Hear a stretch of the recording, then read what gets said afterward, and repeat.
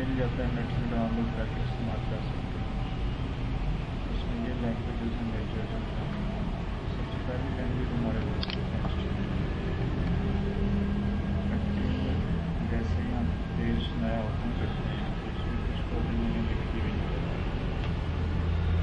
अभी हम स्टार्ट में ओपन कर देते हैं क्योंकि इसमें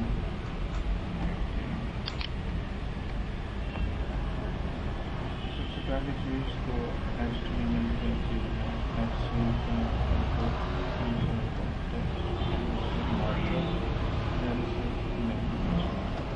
हाइपरटेक्स्ट मार्कअप लैंग्वेज। हाइपर को जब हम डिफाइन करते हैं, हाइपर का मीन होता है गुस्सा करना। गुस्सा करना या इसका मतलब हम कहते हैं बिहेवियर चेंज होना, चेंज इन बिहेवियर। जब हमें गुस्सा आता है तो हमारा बिहेवियर, लहजा, हमारे एक्सप्रेशन चेंज हो जाते हैं। तो हाइपर का मतलब बिहेवियर में चेंज आना। टेक्स्ट में टेक्स्ट, मार्कअप का मतलब होता है सिंपल, और लैंग्वेज में लैंग्वेज। यहाँ पे हम मार्कअप कहते हैं एनुअल ब्रैकेट, जिसको एनुअल ब्रैकेट भी कहते हैं। यहाँ पे उसको मार्कअप का है। जब हम HTML को डिफाइन करते हैं तो हम कहते हैं वो लैंग्वेज जिसमें टेक्स्ट अपना बिहेवियर चेंज करे। हाइपर टेक्स्ट का मतलब टेक्स्ट का गुस्सा करना, गुस्सा करना इन अ सेंस अपना बिहेवियर चेंज करना। टेक्स्ट अपना बिहेवियर कैसे चेंज करता है, टेक्स्ट कैसे गुस्सा करता है। नॉर्मली जब आप वेबसाइट्स पे कुछ चीज़ें विजिट कर रहे होते हैं तो आप कुछ जगह पर माउस लेके जाते हैं तो टेक्स्ट का कलर चेंज करता है, या कोई नई चीज़ माउस ऊपर लाने पे, क्लिक करने पे, डबल क्लिक करने पे, पेज को होल्ड करने पे, इलेक्ट्रॉनिक बिहेवियर जिनके ऊपर टेक्स्ट अपना रिस्पॉन्स चेंज करता है, इसको हम कहते हैं हाइपर टेक्स्ट। ठीक है, जो टेक्स्ट माउस ऊपर लाने पे, क्लिक करने पे या किसी और इफेक्ट पे अपना बिहेवियर चेंज करे, उसको हम क्या कहते हैं हाइपर टेक्स्ट। मार्कअप होने का सिंपल से निशानी, वैसे इसको सिंपल या निशानी कहा जाता है, लेकिन यहाँ पे हम इस ब्रैकेट को मार्कअप। जब हम HTML को डिफाइन करते हैं वो लैंग्वेज जिसके अंदर टेक्स्ट अपना बिहेवियर चेंज करे और मार्कअप्स के दरमियान लिखी जाए। HTML वो लैंग्वेज जिसमें टेक्स्ट अपना बिहेवियर चेंज करे और इन मार्कअप्स के दरमियान लिखी जाए, उसको क्या कहते हैं HTML। इन मार्कअप्स को लिखने के लिए शिफ्ट के साथ लेस देन और ग्रेटर देन का सिंबल मौजूद है, इसको प्रेस करेंगे तो बस मार्कअप। अब इसमें सारा टेक्स्ट ऐसा नहीं होता जो अपना बिहेवियर चेंज करे। वेबसाइट में काफ़ी सारा टेक्स्ट ऐसा है जिस पर हम क्लिक करें कुछ भी नहीं होता, जैसे ये टेक्स्ट है, लेकिन कुछ टेक्स्ट ऐसा होता है जो अपना बिहेवियर चेंज कर रहा होता है। यहाँ पे कुछ नॉर्मल टेक्स्ट भी होता है और कुछ हाइपर टेक्स्ट भी होता है। अब क्योंकि हमने HTML में सारा काम किसके अंदर करना है, मार्कअप के दरमियान। इस मार्कअप के दरमियान हम जो चीज़ लिखते हैं उसका हम नाम देते हैं एलिमेंट का नाम देते हैं एलिमेंट। एलिमेंट क्या है, इस मार्कअप के दरमियान जो चीज़ हम लिखेंगे उसको हम एलिमेंट भी कहते हैं, और बाद दफ़ा हम उसी को नाम दे देते हैं टैग का। ठीक है, वीडियो मिल जाएगी, इसमें लेक्चर भी मिल जाएगी। मार्कअप के दरमियान हम जो चीज़ लिख रहे हैं उसको हम एलिमेंट भी कह रहे होते हैं, बाद दफ़ा टैग भी कह रहे होते हैं। दोनों में थोड़ा सा डिफरेंस है, उसको मैं आगे चल के। सबसे पहली चीज़ HTML के अंदर हमने कहा इस मार्कअप के अंदर जो चीज़ लिखेंगे उसको एलिमेंट या टैग कहा जाता है। क्योंकि लैंग्वेज हमारे पास HTML है, सबसे पहला एलिमेंट भी हमारे HTML के अंदर 90 to 95% जो एलिमेंट हैं, उन एलिमेंट को हम पेयर एलिमेंट कहते हैं, और 5% एलिमेंट, 5 to 10% एलिमेंट ऐसे हैं जिनको हम सिंगुलर एलिमेंट, पेयर और सिंगुलर। पेयर का मतलब होता है दो, और इसमें एक स्टार्टिंग होता है, एक क्लोजिंग होता है। ब्रैकेट स्टार्ट करने के बाद फॉरवर्ड स्लैश प्रेस करेंगे, इसका क्लोजिंग फुल वक्त आ जाएगा। ये स्टार्टिंग और ये क्लोजिंग, इसको स्टार्टिंग टैग कहा जाता है, इसको क्लोजिंग टैग कहा जाता है। ये दोनों जब मिलते हैं तो इसको हम एक एलिमेंट का नाम देते हैं। ये एक एलिमेंट हमने लिखा है, ये कॉम्बिनेशन है दो टैग्स का, स्टार्टिंग टैग, एक क्लोजिंग टैग। टैग और एलिमेंट में थोड़ा सा डिफरेंस है, ये टैग है, ये भी टैग है, इन दोनों को मिलाएं तो क्या बनता है, एलिमेंट। ठीक है, तो ये हमारे पास HTML एक पेयर एलिमेंट है, एक इसका स्टार्टिंग टैग है, एक क्लोजिंग है। बहुत सारे एलिमेंट ऐसे भी हैं जिनके क्लोजिंग नहीं होते, सिर्फ स्टार्ट करते हैं, क्लोज नहीं करते, इस तरह उनको हम सिंगुलर एलिमेंट कहते हैं। और जिनका स्टार्टिंग हो इस तरह से, क्लोजिंग इस तरह से हो, उसको हम पेयर एलिमेंट कहते हैं। ये हमारा पहला एलिमेंट था, इसको हम पेरेंट एलिमेंट भी कहते हैं। पेरेंट इसलिए कहते हैं कि ये सबसे पहले शुरू होता है, सबसे एंड पे क्लोज होता है, बाकी सारे इसके अंदर लिखे जाते हैं। तो बाकी सारे इसके चाइल्ड कहलाते हैं। इसके मेजर दो चाइल्ड हैं HTML। पहला इसका चाइल्ड है हेड, स्टार्ट किया, क्लोज किया। चाइल्ड एलिमेंट की पहचान ये होती है, पेरेंट के अंदर ही स्टार्ट होगा, अंदर ही क्लोज हो जाए। पेरेंट एलिमेंट पहले स्टार्ट होता है, बाद में क्लोज। ये हमारे पास एक इसका चाइल्ड हो गया, इसका दूसरा चाइल्ड होता है। ये दो मेजर चाइल्ड हैं HTML के, और असल में ये वेबसाइट के दो सेक्शन, हर वेबसाइट में दो सेक्शन होते हैं। जब भी आप वेबसाइट ओपन करते हैं तो एक आपको सबसे टॉप पे ये सेक्शन नज़र आ रहा होता है, यहाँ से यहाँ तक ये हेड सेक्शन है। यहाँ जो हम लिखते हैं ये वेबसाइट का एड्रेस होता है, इसको URL भी कहा जाता है, डोमेन नेम भी कहा जाता है, एड्रेस भी कहा जाता है। और इसके नीचे जो हमारा सर्च बार से फ़ौरन नीचे सेक्शन स्टार्ट होता है, यहाँ से एंड तक ये सारा बॉडी सेक्शन कहलाता है। कंप्लीट जो हमारी वेबसाइट में नज़र आ रही है सारा जो है बॉडी सेक्शन। तो हेड सेक्शन में थोड़ा सा काम होता है, बाकी सारा काम हमारा बॉडी सेक्शन, जिसमें ये चीज़ बनी है, ये बनाया हुआ, नीचे जितनी भी चीज़ें आती हैं सारी बॉडी के अंदर। तो हेड और बॉडी असल में वेबसाइट के दो सेक्शन हैं, head section, body section. Body को कंटेंट सेक्शन भी कहा जाता है, क्योंकि इसमें हमारी वेबसाइट के सारे कंटेंट सारे होते हैं, जो भी हमने वेबसाइट को शो कराना है वो सारा बॉडी के अंदर आ रहा है। ये हमारे पास दो सेक्शन आ गए, हेड और बॉडी। HTML स्पेसेस को, एंटर्स को, टैब्स को अंडरस्टैंड नहीं करते। मैं यहाँ पर जितनी मर्जी एंटर प्रेस कर दूँ, स्पेसेस प्रेस कर दूँ, टैब प्रेस करूँ, मेरी आउटपुट में कुछ फ़र्क नहीं है। HTML सिर्फ सिंगल स्पेस को अंडरस्टैंड करती है, उसके बाद स्पेसेस को अंडरस्टैंड नहीं करती। हम यहाँ पे स्पेसेस इसलिए दे रहे होते हैं ताकि हमें कोड थोड़ा सा नीट नज़र आए, अंडरस्टैंडिंग बने कि ये एलिमेंट पेरेंट है, स्टार्ट हुआ, उसका चाइल्ड उससे एक टैब के डिस्टेंस के बाद स्टार्ट करके, उसके बाद अगला एलिमेंट है, उसको भी टैब प्रेस किया, इससे कोड की रीडेबिलिटी बढ़ जाती है, रीड करना आसान हो जाता है। अदरवाइज एक ही लाइन में सारा कोड लिखा जा सकता है। फाइल को सेव करेंगे Ctrl+S के साथ, डेस्कटॉप पे कर देते हैं, कोई भी नाम रखते हैं फाइल का नाम। क्योंकि हमने जो फाइल ओपन की थी वो .html का पेज बना रहे थे, तो ये वेब डॉक्यूमेंट है ऑटोमेटिकली, जो आपका डिफ़ॉल्ट वेब ब्राउज़र होगा। ये हमारे पास गूगल क्रोम है, फायरफॉक्स भी हो सकता है, ओपेरा भी हो सकता है, इंटरनेट एक्सप्लोरर भी हो सकता है। जो भी आपने डिफ़ॉल्ट सेट किया होगा उसकी फाइल बनेगी। उस पर डबल क्लिक करेंगे तो आपका ये पेज ओपन हो जाएगा, और इस पेज पे आपने जो कोड लिखा है उसकी आउटपुट नज़र आ जाएगी। अभी हमने इस पेज पे क्योंकि ऐसे कुछ भी नहीं लिखा, फाइल का जो नाम रखा था वो हमें यहाँ नज़र आ रहा है, index.html। टॉप पे भी हमें वही नज़र आ रहा है। ये हेड सेक्शन है, ये हमारा एड्रेस है, फाइल जहाँ सेव है वो लोकेशन बता रहा है, और यहाँ से हमारा बॉडी सेक्शन।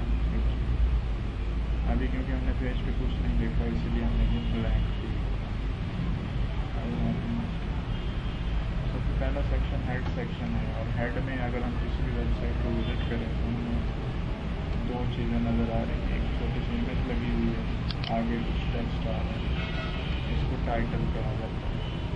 तो हेड में जो हमें टेक्स्ट नज़र आ रहा होता है उसके लिए हेड का एक चाइल्ड है टाइटल। चाइल्ड है, इसके अंदर ही स्टार्ट होगा, अंदर ही क्लोज हो जाएगा, और टाइटल के दरमियान हम वो टेक्स्ट लिखेंगे जिसको हम वेबसाइट में शो करेंगे।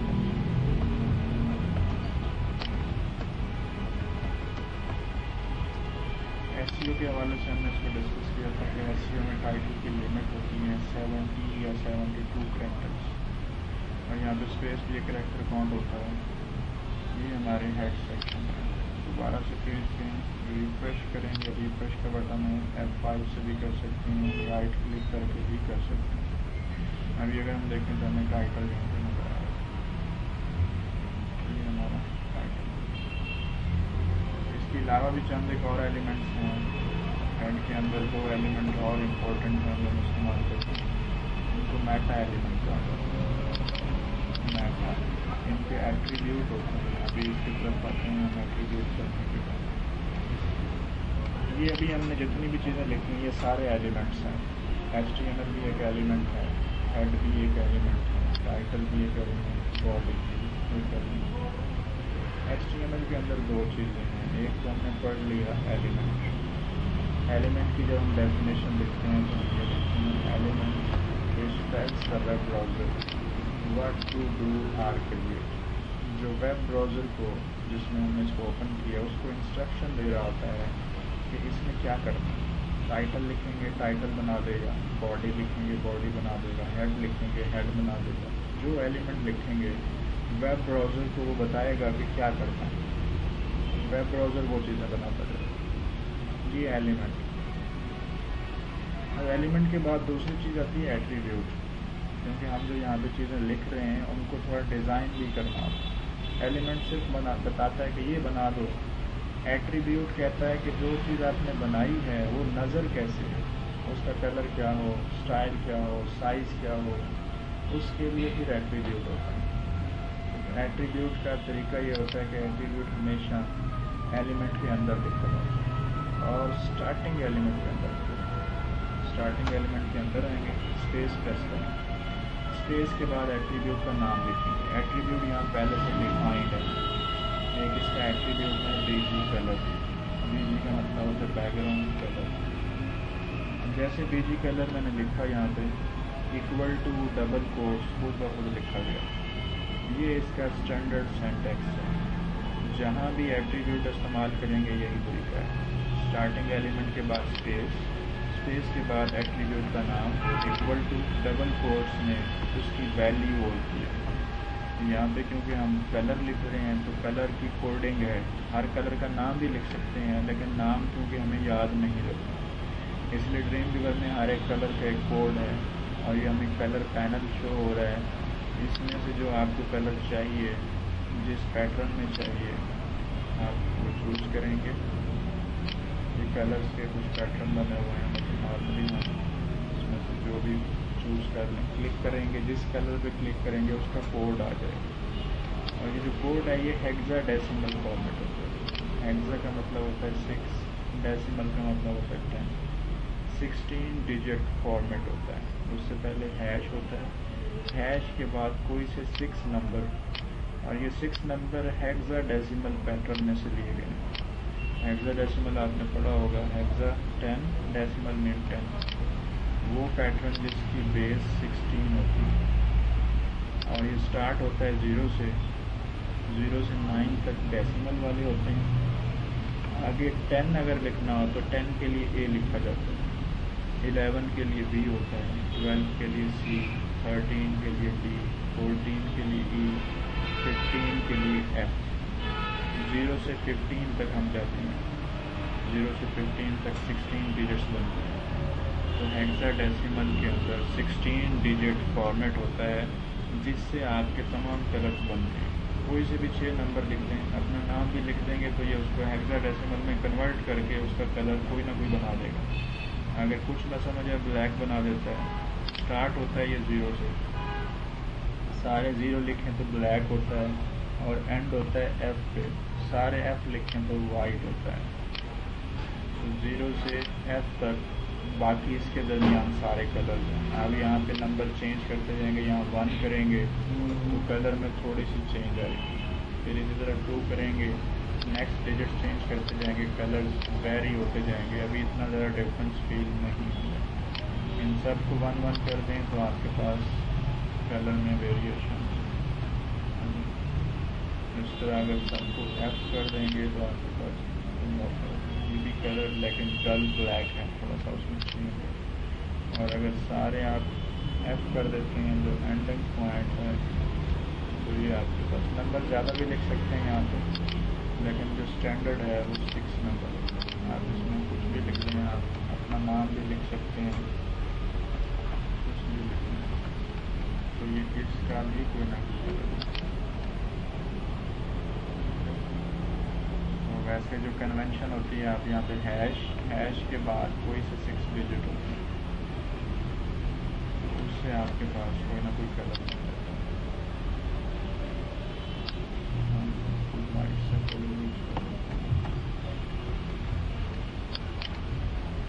कलर को थोड़ा लाइट करना हो तो ये आपके पास पैटर्न होता है, यहाँ से आगे पीछे मूव करेंगे तो यहाँ से कलर डिम या डार्क चाहिए, डाउनवर्ड लाइट गोल्डन ऊपर। अब यहाँ से एक चीज़ तो ये क्लियर होगी कि यहाँ से यहाँ तक बॉडी सेक्शन है, क्योंकि हमने बैकग्राउंड कलर किसको दिया, बॉडी को, ठीक है, तो बॉडी का कलर। इसी तरह से दूसरा एट्रीब्यूट लिखना हो तो इसके अंदर स्पेस के बाद इसका एक और एट्रीब्यूट है बैकग्राउंड। बैकग्राउंड में नॉर्मली पिक्चर लगाई जाती है। अगर आप कहते हैं जी कलर नहीं लगाना, तस्वीर लगानी है, बैकग्राउंड का इस्तेमाल करेंगे, कोई भी पिक्चर चूज करेंगे।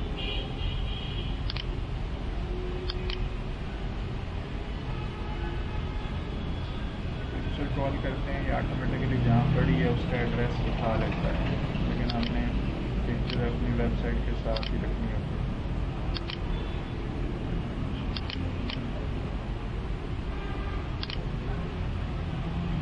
ठीक है, ये हमने बैकग्राउंड से लगाई है, बैकग्राउंड में पिक्चर कॉल की है। ठीक है, ये बीजी कलर भी एक एट्रीब्यूट है, बैकग्राउंड भी एक एट्रीब्यूट है, उसके अलावा भी कुछ एट्रीब्यूट हैं। अगेन स्पेस एट्रीब्यूट का नाम, एक एलिमेंट के एक से ज़्यादा एट्रीब्यूट हो सकते हैं। या कलर हमारा हाइड हो गया है क्योंकि इमेज स्ट्रॉन्ग है, इमेज ऊपर आ जाती है, कलर बैक पे चला जाता है। ठीक है, ये बॉडी के चंद एक एट्रीब्यूट हैं। अब हम दोबारा से आते हैं हेड में।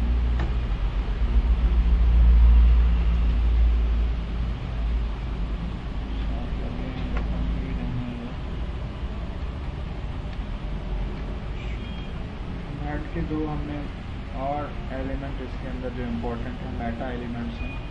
मेटा का एट्रीब्यूट होता है नेम। नेम के अंदर इसकी वैल्यू होती है कंटेंट, डिस्क्रिप्शन या कीवर्ड। अगर हम डिफाइन करते हैं कि ये जो मेटा एलिमेंट हम लिख रहे हैं वो कौन सा है, कीवर्ड है या description. Meta name is equal to keywords. आगे दूसरा इसका एट्रीब्यूट होता है कंटेंट। कंटेंट के अंदर हम अपने कीवर्ड्स लिखते हैं, कॉमा सेपरेटेड।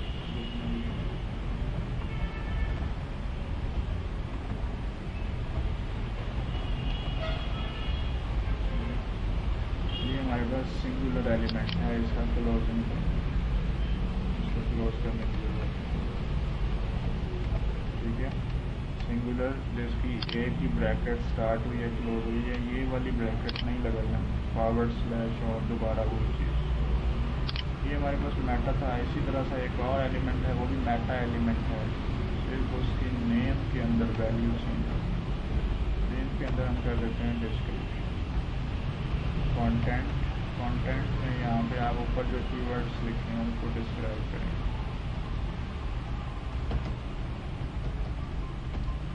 वही जो आपने ऊपर लिखे होते हैं उन्हीं को सेंटेंसेस में इस्तेमाल कर लेते हैं। और ये भी ज़्यादा हो तो कॉमा सेपरेटेड लिख सकते हैं अगर मल्टीपल सेंटेंस। कीवर्ड्स की भी लिमिट होती है, कीवर्ड्स की भी लिमिट होती है, एसईओ के हवाले से वो डिफाइंड है। ये हमारे पास हेड के कुछ।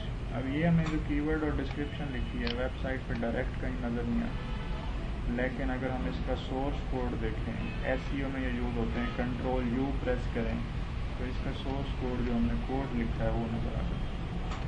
किसी भी वेबसाइट का आप कोड देखना चाहते हैं, कंट्रोल यू करेंगे वो आपको नज़र आएगा। तो यहाँ से आप उसको देख सकते हैं, ये चीज़ें यहाँ मौजूद हैं, लेकिन हमें यहाँ पर आउटपुट में नज़र, ठीक है। तो आप किसी भी साइट का सोर्स कोड व्यू कर सकते हैं कि उसमें किस तरह से डिज़ाइन किए, क्या क्या चीज़ें इस्तेमाल की। HTML CSS ये फ्रंट एंड लैंग्वेजेस हैं। जो फ्रंट एंड लैंग्वेजेस हैं वो वेब ब्राउज़र के अंदर ही पड़ी होती हैं, वहाँ से व्यू हो जाती हैं। PHP और MySQL वो बैक एंड लैंग्वेज हैं, वो हमें फ्रंट पे नज़र नहीं आती। इसी तरह हेड का एक और हमारे पास चाइल्ड है। हमने कहा था हर वेबसाइट में टॉप पे हमें ये इमेज नज़र आ रही थी छोटी सी, यहाँ पे हमारी इमेज नज़र नहीं आ रही, हम यहाँ पे इमेज लगाना चाहते हैं तो उसके लिए हेड का ही एक चाइल्ड है, क्योंकि ये हेड सेक्शन में लगती है लिंक। उसका एट्रीब्यूट होता है टाइप, और इसमें टाइप में हम लिखते हैं टाइप वैसे यूज़ होता है यहाँ। इसका एट्रीब्यूट दूसरा होता है रेल। रेल का मतलब होता है रिलेशनशिप। इसका रिलेशनशिप होता है शॉर्टकट आइकन के साथ, शॉर्टकट्स दिस आइकन, ठीक है। किसके साथ रिलेशनशिप है? शॉर्टकट्स दिस आइकन, क्योंकि ये वेबसाइट में छोटा सा आइकन है, टॉप पे आ रहा होता है, इसलिए इसको शॉर्टकट होता है। दूसरा इसका एट्रीब्यूट होता है href, हाइपर रेफरेंस।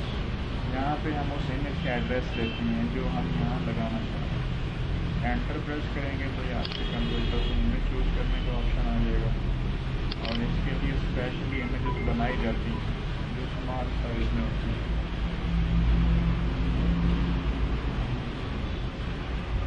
तो हम यहाँ पे अभी कोई भी इमेज कॉल कर लेते हैं, और यहाँ पे इसकी ब्रैकेट, इसका भी क्लोजिंग है। ये 3 एलिमेंट हमने हेड के अंदर लिखे, इनका क्लोजिंग करेंगे, ठीक है। रिफ्रेश करेंगे, हमारे पास वो इमेज टॉप पे आ गई है, लेकिन इमेज हमने थोड़ी बड़ी लगाई है, विजिबिलिटी नहीं है। नॉर्मली इसके लिए इस तरह के लोगो बनाए जाते हैं जो आपको प्रॉपर नज़र आए, तो यहाँ पे ये आ रहे हैं, और इमेज के साइज भी थोड़ा शॉर्ट हो। बड़ी इमेज भी लगा सकते हैं, लेकिन विजिबिलिटी नहीं है, थोड़ा सा लिखा होगा तो प्रॉपर नहीं है। जैसे गूगल ने G लिखा होता है, फेसबुक में F लिखा हुआ है, याहू में Y लिखा हुआ है, तो इस तरह से सिंगल वर्ड लिखी होती है। ये हमारे बेसिक 2 सेक्शन थे, हेड और बॉडी, और यहाँ पे हमने एलिमेंट्स और एट्रीब्यूट को डिस्कस कर दिया। आगे सारे हमारे पास इस तरह से बेशुमार एलिमेंट्स हैं, और वो सारे अब हम देखेंगे बॉडी के अंदर, क्योंकि हेड के अंदर चंद एक और भी चीज़ें हैं जो हम आगे पढ़ेंगे, लेकिन अब जो हमारा काम होगा सारा वो इस एरिए में होगा, बॉडी के स्टार्टिंग और क्लोजिंग के दरमियान, क्योंकि अब हमने जो चीज़ें बनानी है वो वेबसाइट पे हमने शो करना है, ठीक है। तो इसके लिए हमारे पास HTML में सबसे पहला चीज़, तो आप जब किसी भी वेबसाइट को विजिट करते हैं तो आपको वहाँ पर चंद एक चीज़ें नज़र आती हैं। क्या क्या चीज़ें नज़र आती हैं? हर वेबसाइट में आपको कुछ इमेजेस नज़र आती हैं, कुछ हेडिंग्स होती हैं जो बड़ा टेक्स्ट होता है, कुछ टेक्स्ट जिसको हम पैराग्राफ कहते हैं नज़र आ रहे होते हैं, कुछ लिंक्स होते हैं, और इमेजेस होते हैं। ऑलमोस्ट ये तमाम चीज़ें हर वेबसाइट में यूज़ होती हैं। किसी भी वेबसाइट में आपने कहीं भी हेडिंग लगानी हो, HTML में H1 से H6 तक 6 हेडिंग है। H1 सबसे बड़ी हेडिंग होती है, H6 सबसे छोटी हेडिंग। H1 के दरमियान आप जो टेक्स्ट लिखेंगे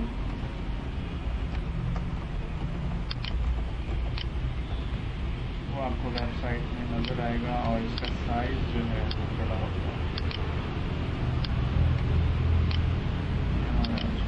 ऑटोमेटिकली इसका कलर ब्लैक होता है, ये भी हम आगे चेंज कर सकते हैं। बाय डिफ़ॉल्ट ये लेफ़्ट साइड पे आ रहा होता है, इसकी अलाइनमेंट भी चेंज कर सकते हैं, उसके लिए भी कुछ एट्रीब्यूट हैं H1। इसी तरह आपको जितनी भी हेडिंग जितनी दफ़ा चाहिए हो आप इस्तेमाल कर सकते हैं। H1 बड़ी है, H2 उससे छोटी, H3 उससे छोटी। आप इनका नाम चेंज करते जाएँ, टेक्स्ट चेंज करना करते जाएँ। तो ये H6 सबसे छोटी है, यहाँ पे एक H2 लगाई, बाकी सारी H1 है। पेज पे कहीं भी हेडिंग्स चाहिए हो तो H1 का इस्तेमाल करेंगे, और H1 SEO के अंदर बहुत इंपॉर्टेंट है। हर पेज पे कम अज़ कम एक H1 ज़रूरी है। पेज पे टेक्स्ट लिखने के लिए दूसरा हमारे पास एलिमेंट होता है प्री पैराग्राफ। यहाँ पे आप टेक्स्ट लिखते हैं।